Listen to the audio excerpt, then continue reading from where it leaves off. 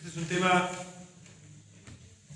que el título es medio especial, ¿no? Dice, un título que, para que piensen, la ira del Padre y del Hijo. La ira. Consuelo para los justos, retribución para los impíos. Inmutable, irresistible, irrevocable e infalible palabra de Dios. Amén. Que se va a cumplir la J, la tilde, todo. Entonces, ¿por qué es tan importante tener la profecía? Porque la profecía nos dice que Dios ha prometido actuar. El día del Señor vendrá. Amén. La gente se burla. Yo les puedo hablar a ustedes acá y claro, me dice, vos venís acá y hablás, pero después te haces, ¿no? Te achicás cuando estás con la gente que no está en tu mismo círculo, ¿no? De hecho, el Señor Jesucristo, ¿a quiénes les dijo las cosas? Más especiales, si se quiere, a sus discípulos. No iba a decir, che, Nerón, vení que te voy a contar algo. Sabes que Dios va a hacer tal cosa. No. Y es increíble porque cuando uno empieza a ver las profecías y dice, y considera el mundo, y uno dice, ¿no? China, un desfile de militares con misiles intercontinentales, con bombas atómicas, sí. ¿Para qué entenderás eso? Y el desfile, entonces uno dice, la que se viene no es muy buena. Entonces esa cosa uno dice en el mundo, ¿no? Cuando el Señor dice, por haberse multiplicado la maldad, el amor de muchos empleados. Entonces que hay un contexto mundial de incredulidad. O sea, la gente no cree que Dios va a actuar, que Dios va a hacer justicia en la tierra, ¿no? A juzgar, a someter a las naciones. ¿Cómo vas a someter? Vos me estás diciendo que los chinos que tienen 1.400 millones de habitantes, una bomba tremenda a los norteamericanos, vos vas a venir acá a decirle, ¿se terminó? ¿Ya está? Bueno, ahora vamos a leer, por lo menos vamos a comenzar leyendo una palabra profética en Isaías 2. Porque también es importante las profecías, según ahí, si vos lea, vos lo tenés ahí en el apóstol Pedro, en la primera de Pedro, ¿verdad? Segunda de Pedro 1:19. 1:19, como dice. Tenemos también la palabra profética más segura, a la cual hacen bien en estar atentos como a una antorcha que alumbra el lugar oscuro, hasta que el día esclarezca y el lucero de la mañana salga en sus corazones. O sea, fíjense que la finalidad de esta palabra profética más segura, que se está refiriendo al apóstol Pedro, que es la Biblia de los judíos, nos vemos una Biblia que se formó con las Sagradas Escrituras que tuvo Israel, ¿no? Resguardadas, de las que tenía en los días de nuestro Señor, cuando leía las Escrituras, era nuestro Antiguo Testamento. ¿Se siguen ahí? Marcos, San Joaquín, los más nuevos. Entonces, esa era las Sagradas Escrituras. Después de la venida del Señor, después de su ministerio, los apóstoles escribieron, los evangelistas escribieron los 4 evangelios, Lucas escribió el libro de Hechos, las cartas apostólicas, y eso conformó el Nuevo Testamento, y eso se formó el canon de la Biblia, que quedó cerrado y nunca más se agregó ni se sacó nada. Y acá Pedro dice que esa palabra profética que era el Antiguo Testamento alumbra el lugar oscuro. Dice que considerar esa escritura atentamente les iba a permitir que el lucero de la mañana salga en los corazones, resplandezca. Y yo le pregunto, ¿quién es el lucero de la mañana? Nuestro Señor Jesucristo. Entonces, cuando el Señor decía, consideren las Escrituras, ustedes consideran las Escrituras, dice, escudriñan, y ellas son las que dan testimonio de mí, decía. Entonces la palabra profética tiene como fundamento que es la voz de Dios al hombre, con su autoridad y su omnipotencia.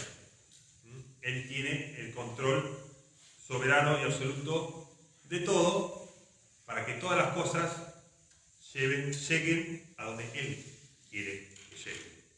Por más que los hombres hayan hecho lo que quisieran o piensan que pueden hacer lo que quieran, el que controla la historia es Dios mismo. Amén. El Padre, ¿no?, de nuestro Señor Jesucristo, y el Señor Jesucristo que hizo la voluntad del Padre, que incluso en su debilidad fue más fuerte que los hombres.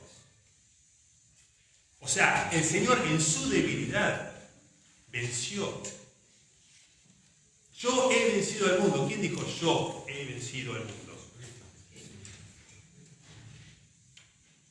¿Cómo lo venciste? ¿Cómo lo venció? ¿Cómo lo venció?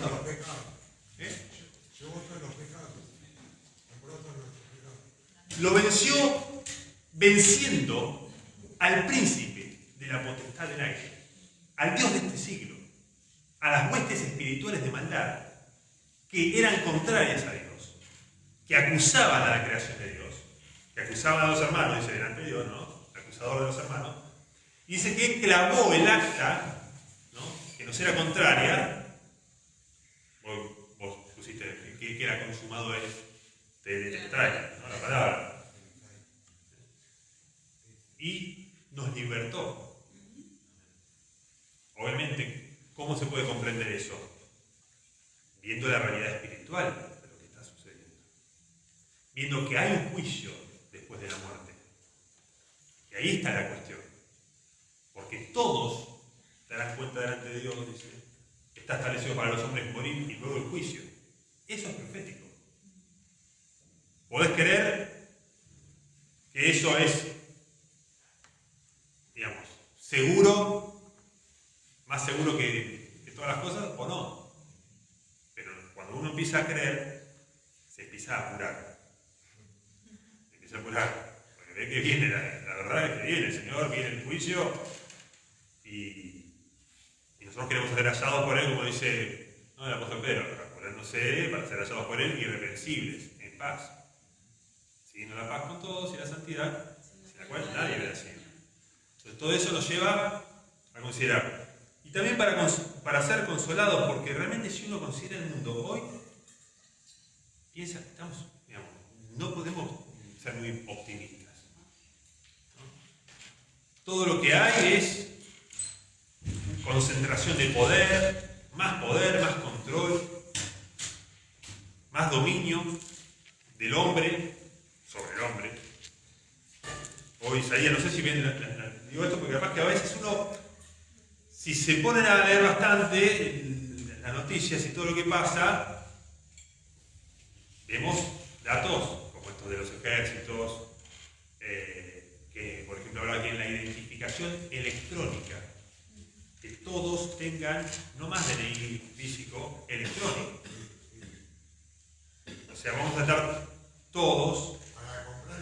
Y hubo una manifestación en Inglaterra, muchos que se oponen a esto, pero va de a poquito, ya sabemos que va a salir el dinero físico, va a salir de circulación, y todo se está dando, ¿no?, va a venir como un lazo sobre el mundo entero, dice el Señor. Vendrá. Eso es palabra profética. Las promesas son que Dios va a actuar a favor de su pueblo. Por más que venga, ¿no?, el día ardiente como un horno, dice, el Señor nos va a librar. ¿Sí? No, que hay datos que en la exposición parecen como hiper negativos y que lo son, digamos, pero que no dejemos de pensar que quien está al mando de nuestra vida, como decíamos al principio, es el Señor. Más allá de que suceda eso en nuestra vida cotidiana y tengamos que transitar algunas situaciones que parece que son, digamos, el anticristo, ¿viste? Entonces, digo, que está bien que va a suceder todo eso y que es real y que el mundo, digamos, va a transitar por ahí, y que de hecho el anticristo va a llegar conforme a esa profecía. Lo que nos sucede a nosotros es lo que decías antes, es la realidad espiritual de tener a Dios no de nuestro lado, sino de estar del lado de Dios. Amén. Incluso, ¿por qué no dice la ira del Padre y del Hijo? La ira de Dios. La ira de Dios se revela desde el cielo, dice, contra toda injusticia de los hombres que detienen con injusticia la verdad, dice Pablo en Romanos. ¿Cuál es la verdad? Nosotros predicamos la verdad. La palabra de tu palabra es la verdad, dice el Señor. Entonces el mensaje de la muerte del Señor y de su resurrección para salvación a todo aquel que cree es por lo que no tenemos que avergonzarnos, es por lo que los cristianos dieron su vida en los primeros tiempos. Hoy también, en lugares que te pueden matar, te pueden encarcelar, te prohíben, te censuran. La historia del mundo fue siempre hostil. Igualmente, ahora hay hostilidad hacia minorías en el mundo. Los musulmanes también en algunos lugares lo persiguen. O sea que eso no es garantía de nada. Vamos a leer entonces Isaías 2 desde el principio, porque esto es palabra profética para que la analicemos y para que entendamos ese control que tiene Dios de la historia. Es lo que nos consuela a nosotros. ¿En qué esperamos? Nosotros esperamos en el Señor. Amén.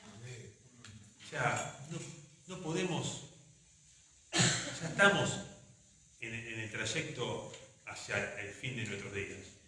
Pasamos, ¿qué es la vida, no? Como dice Santiago. Es una neblina que aparece por un poco de tiempo y desaparece. Son re negativos, bueno. Y si la comparás con la eternidad, sí. ¿No? Deseamos vida nosotros, ¿no? Aquellos que buscando, ¿no? Vida, gloria, inmortalidad, ¿no?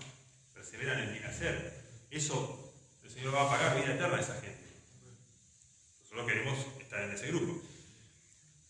Por eso esto es para que nosotros también tomemos aliento para hablar con autoridad en el mundo, para anunciar, porque Pablo cuando dice, ha establecido un día en el cual juzgará al mundo con justicia, ¿no? Por aquel varón que designó dando fe a todos, habiéndole levantado de los muertos. Ese es el discurso, así termina el discurso de Pablo en Atenas. Y cuando dijo eso, se le rieron. Muchos se rieron, se burlaban. Y otros dicen, bueno, ya te vamos a escuchar, pero algunos creyeron. Entonces, antes de decir eso, dice, ahora manda a todos los hombres en todo lugar que se arrepientan. Anda a decir ahora ese discursito. Dios manda ahora a todos los hombres en todo lugar que se arrepientan. Porque va a venir un día que va a juzgar el mundo con justicia. Y Dios va a juzgar los secretos de los hombres conforme a mi evangelio, dice Pablo en la carta de los Romanos. ¿Estamos dispuestos a decirle eso a la gente? Por lo menos vamos a decir a nosotros mismos. Que yo, que estoy compartiendo el mensaje, nosotros que conocemos la palabra, tengamos muy en claro que va a venir un día en que el Señor va a hacer justicia en la tierra. Vamos a ver, dice Isaías 2, dice, lo que vio Isaías, acá hay una visión de Isaías, hijo de Amós, acerca de Judá y de Jerusalén. Acontecerá en lo postrero de los tiempos, o sea, al fin de los tiempos, estamos hablando, los días finales, que será confirmado el monte de la casa de Jehová como cabeza de los montes y será exaltado sobre los collados y correrán a él todas las naciones.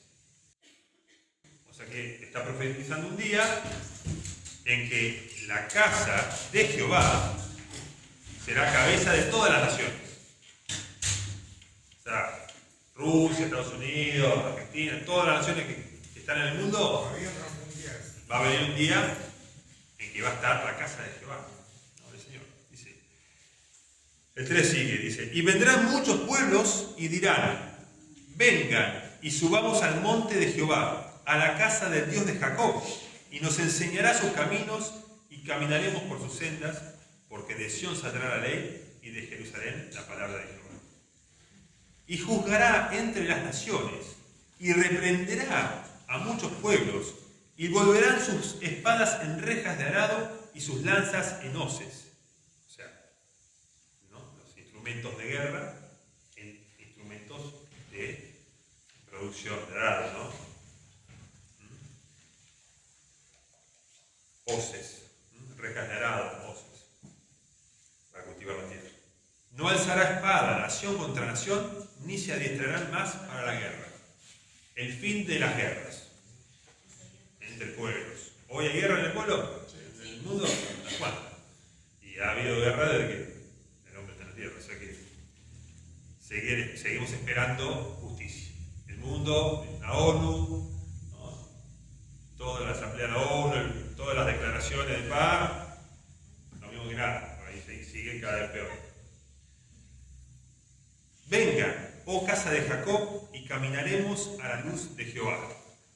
Ciertamente, tú has dejado tu pueblo, la casa de Jacob, porque están llenos de costumbres traídas del oriente y de agoreros, como los filisteos, y pactan con hijos de extranjeros. Su tierra está llena de plata y oro, sus tesoros no tienen fin. También está su tierra llena de caballos, y sus carros son innumerables. Acá está hablando del pueblo judío y cómo, ¿no? se volvieron, digamos, le dieron la espalda a Dios. Porque dice, además su tierra está, en el 8, además su tierra está llena de ídolos, y se han arrodillado ante la obra de sus manos y ante lo que fabricaron sus dedos. Y se ha inclinado el hombre y el varón se ha humillado, por tanto no los perdones. Ahí está la ira. Ahí, donde no hay perdón, hay ira. Hay ira ejecutada. Sigan esto, es importante acá.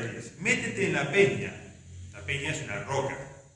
Escóndete en el polvo de la presencia temible de Jehová y del resplandor de su majestad. La altivez de los ojos del hombre será abatida, y la soberbia de los hombres será humillada, y Jehová solo será exaltado en aquel día. Porque el día de Jehová de los ejércitos vendrá sobre todo soberbio y altivo, sobre todo enaltecido, y será abatido.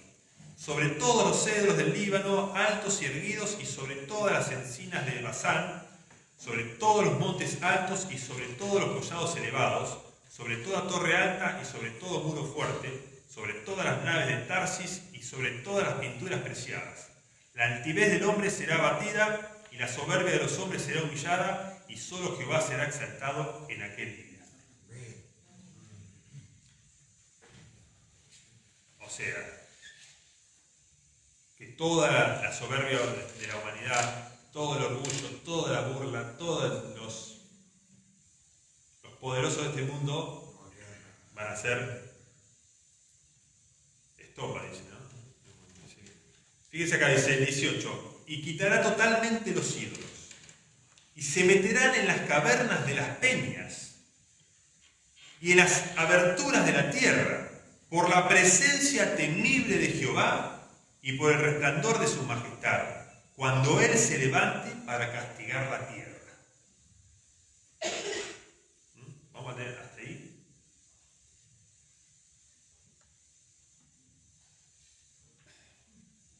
Acá lo vuelve a decir.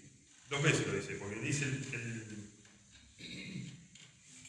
20 y el 21 dice, aquel día arrojará el hombre a los topos y murciélagos, sus ídolos de plata y sus ídolos de oro, que le hicieron para que adorase. Y se meterá en las hendiduras de las rocas y en las cavernas de las peñas, por la presencia formidable de Jehová y por el resplandor de su majestad, cuando se levante para castigar la tierra. Bueno. Tenemos esa lectura, palabra profética, más segura, a la cual Pedro vamos a leer más palabras proféticas para considerar la confirmación apostólica y la revelación del Señor ese día. Tenemos para leer Apocalipsis 6, 10 y 11. Ahí leas si vos tenés el micrófono y lees. Sí. Apocalipsis 6, 10 y 11. Y clamaban a gran voz, diciendo: ¿hasta cuándo, Señor, santo y verdadero, no juzgas y vengas nuestra sangre en los que moran en la tierra? Y se les dieron vestiduras blancas, y se les dijo que descansasen todavía un poco de tiempo, hasta que se completara el número de sus consiervos y sus hermanos, que también habían de ser muertos como ellos. Sí. Acá vemos que hay un clamor en los cielos, en la justicia en la tierra, y se clama, ¿no? Mucha injusticia en la tierra. Nosotros la vemos cuando está cerca, pero en el mundo, la gente que a través de la historia ha sido perseguida por predicar el Evangelio, ha sido mucha, y nosotros no somos perseguidos porque no molestamos mucho. Estamos bastante, es como estamos encapsulados. Entonces, el discurso nuestro como que está un poco... La gente está... ¿Vieron la vacunada? La vacuna es un poquito del virus, para que no te venga el virus no te lo haga nada, o sea, que generas anticuerpos. Ya el amor generó anticuerpos contra el cristianismo. O sea, sí creo en Dios, sí creo, sí, la gente cree, dice que cree. Nosotros creemos, pero es necesario, ¿no? Como dice, prestar atención a estas cosas, no sea que nos deslicemos. Dice entonces el 6 esa parte, y ahora lee ahí mismo también 14 al 17.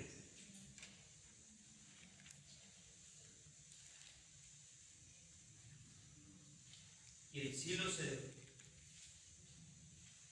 el cielo se desvaneció como un pergamino que se enrolla, y todo monte y toda isla se removió de su lugar. Y los reyes de la tierra, y los grandes, los ricos, los capitanes, los poderosos, y todo siervo y todo libre, se escondieron en las cuevas y entre las peñas de los montes. Y decían a los montes y a las peñas: caigan sobre nosotros, y escóndanos del rostro de aquel que está sentado sobre el trono y de la ira del Cordero, porque el gran día de su ira ha llegado. ¿Y quién podrá sostenerse en pie? Esto es un paralelo a lo que vimos antes. Toda soberbia, todo orgullo será batido. Los altos montes, los cedros del Líbano son figuras poéticas, alegóricas de poder, de autoridades, ¿no? De dominios en el mundo. Y ahora vemos acá que pasa lo mismo que leíamos hoy. El 21 dice: y se meterá en las hendiduras de las rocas y en las cavernas de las peñas por la presencia formidable de Jehová y por el resplandor de su majestad cuando se levante para castigar la tierra. Cuando uno castiga, ejecuta la ira. Es la ira de Dios. Cuando dice que aquel que rehúsa creer en el nombre del Hijo de Dios no verá la vida, sino que la ira de Dios está sobre él. Esas cosas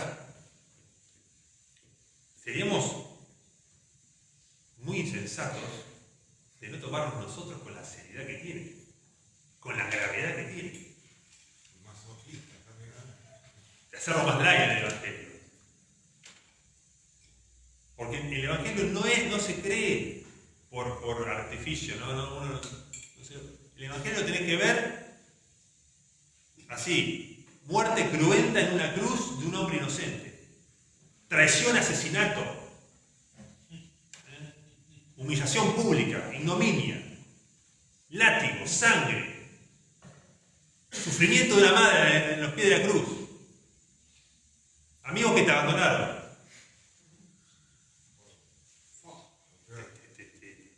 ¿Qué es eso? No, pero Dios es amor.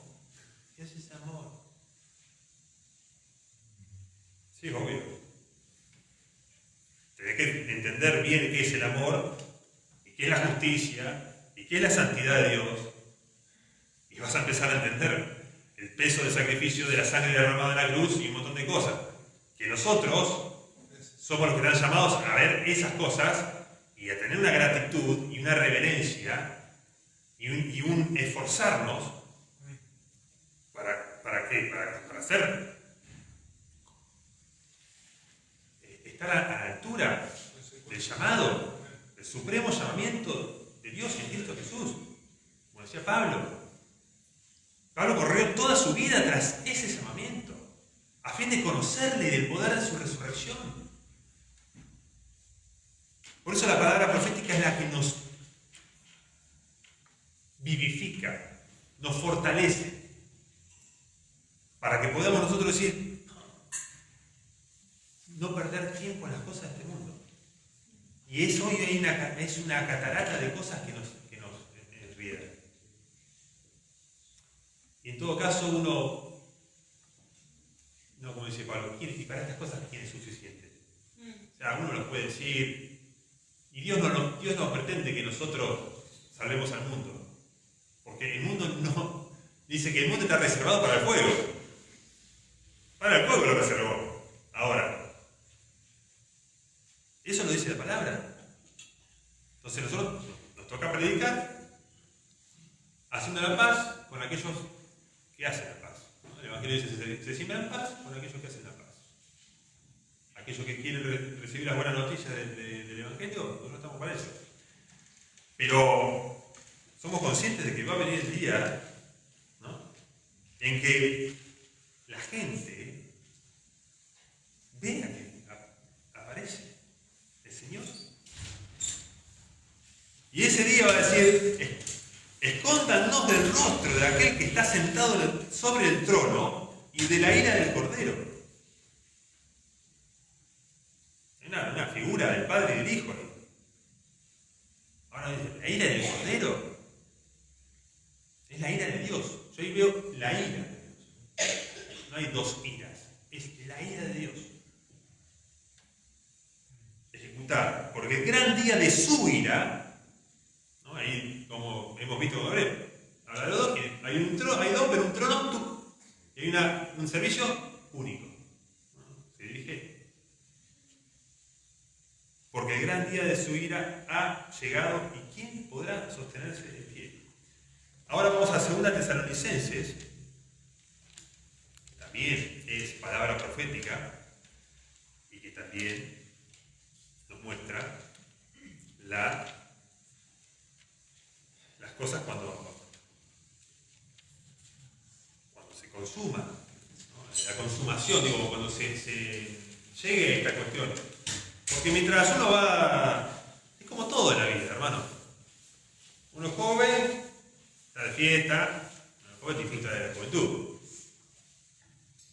Cuando sos grande, tomas mayores responsabilidades y empezás a tomar más gravedad en tu vida, ¿no? Te empezás a poner más serio, ¿no?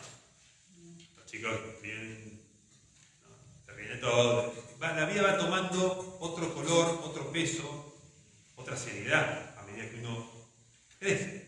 Por eso Pablo decía, cuando era chico, era niño, juzgaba como niño, pensaba como niño, hacía cosas de niño. Ahora, cuando ya fui grande, uno empieza a tomar dimensión de la historia, de quiénes somos nosotros. Somos ministros de Jesucristo, somos reyes y sacerdotes, luz y sal en medio de un mundo que está en tinieblas, que no conoce a Dios, que no tiene temor de Dios.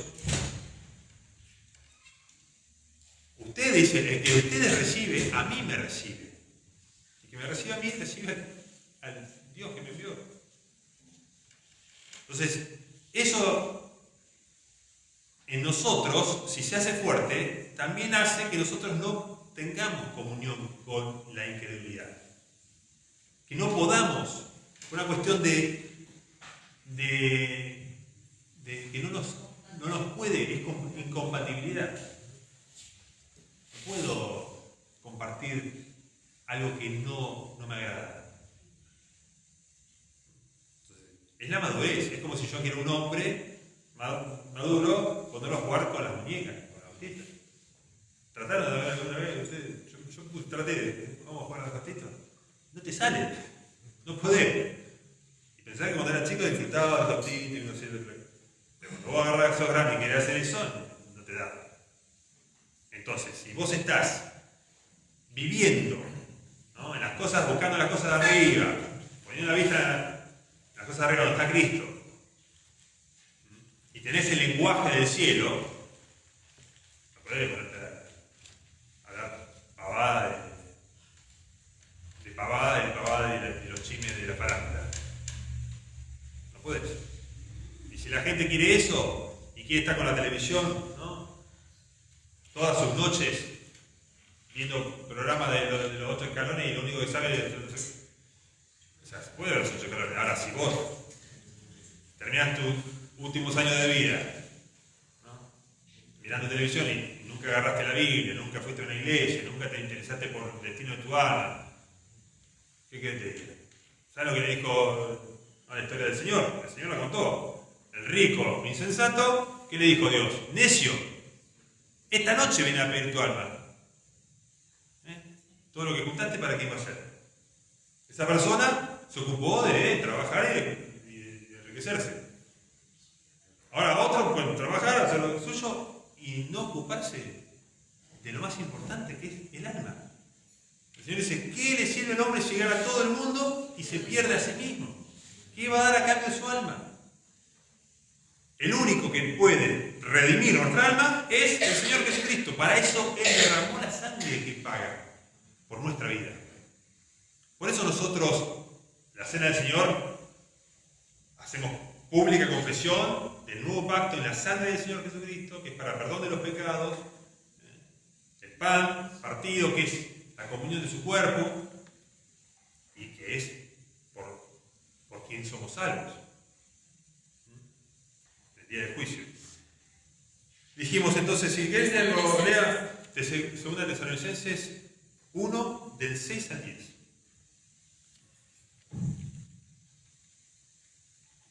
Porque es justo delante de Dios pagar con tribulación a los que los atribulan, y a ustedes que son atribulados, darles reposo con nosotros cuando se manifieste el Señor Jesús desde el cielo con los ángeles de su poder, en llama de fuego, para dar retribución a los que no conocieron a Dios ni obedecen al Evangelio de nuestro Señor Jesucristo, los cuales sufrirán pena de eterna perdición, excluidos de la presencia del Señor y de la gloria de su poder, cuando venga en aquel día para ser glorificado en sus santos y ser admirado en todos los que creyeron, por cuanto nuestro testimonio ha sido creído entre ustedes. Por lo cual... El 10. ¿No? Fíjense cómo habla del Señor, como leímos Isaías. Vamos a Isaías de vuelta, para que no. Isaías 2, ahí en el final, el 21, los versículos finales.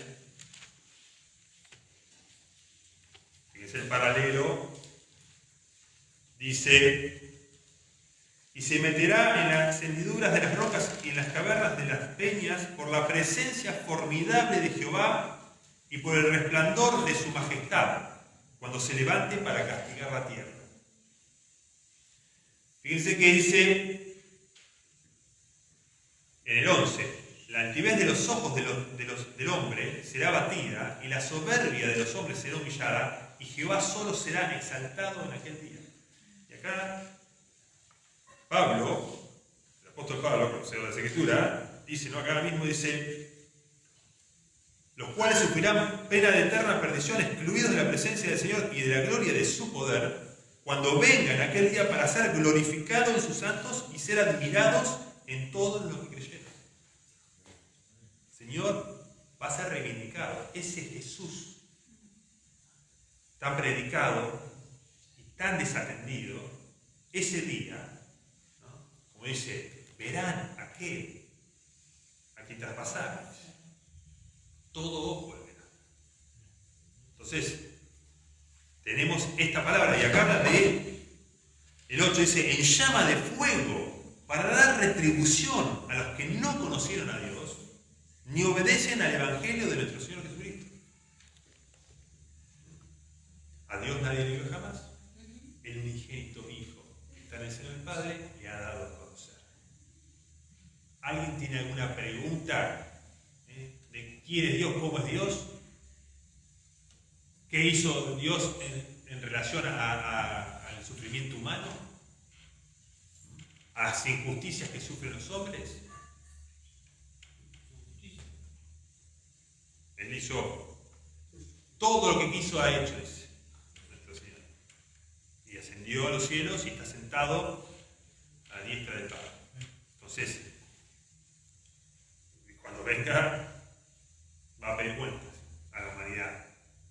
Él dejó a sus discípulos para que vayan y prediquen el Evangelio a toda criatura. El que creyere y fuere bautizado será salvo. El que no creyere será condenado.